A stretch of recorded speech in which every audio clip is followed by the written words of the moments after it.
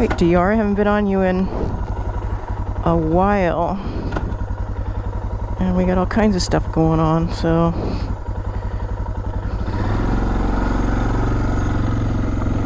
Okay, well, I just figured out one good reason to have more than one camera running. I had the lens cover on the GoPro the entire ride up here.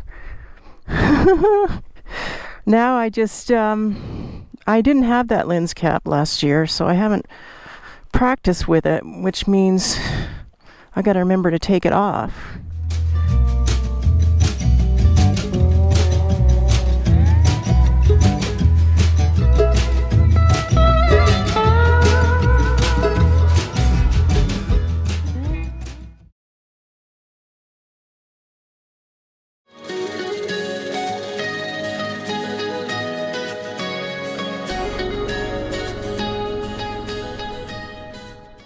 The temperature just warmed up while I was getting my gear together and figuring out mounting for cameras. And then after I was all packed up and ready to go, I decided to take the Skydio back out into the driveway and set it up in, I don't know what the mode is called, but it's like putting it on a tripod. Oh, I guess it's called tripod. So I did that and let it wait while I went back to my bike, rode by the drone, rode back by the drone, walked back out to the drone to land it. Of course, all that's taking way too long because I don't remember what button does what on the controller.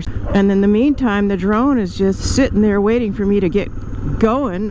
Boy, by the time it landed, it was just boiling hot because it was sitting there in one place for quite a while, and it's pretty warm out. So something to think about. I mean, it's better when it's moving because it has airflow. It had a fan that was just going off as hard as it could go. It was still hotter than Hades. Whew.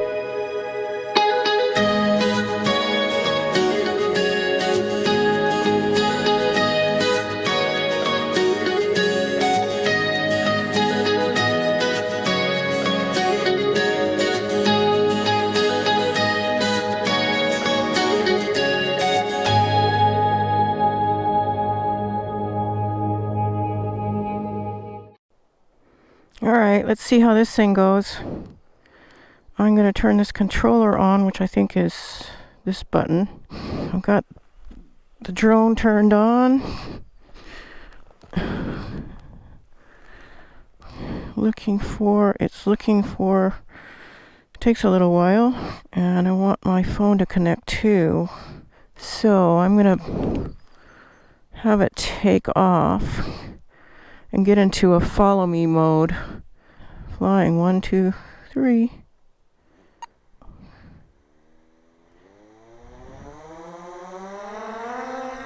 Oh, this is a whole different beast. Alright, that's recording. I'm recording everywhere. Okay.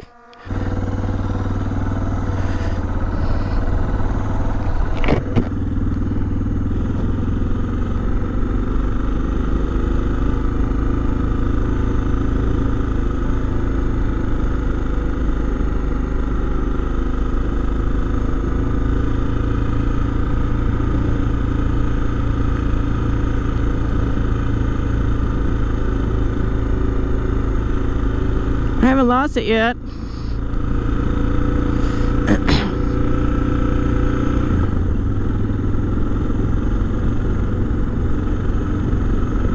Drone is pretty fast. Uh-oh. Did I lose it? Uh-oh. It's lost in the woods. Alright, well, that was a drone experience. If you're going to drive at any speed at all, don't do it where there's trees, because the drone has to negotiate the trees, and there's nothing to tell it to follow the road, although that would be a nice upgrade. You know, so many things can go wrong. I just don't see how these people can do this day after day when they're traveling.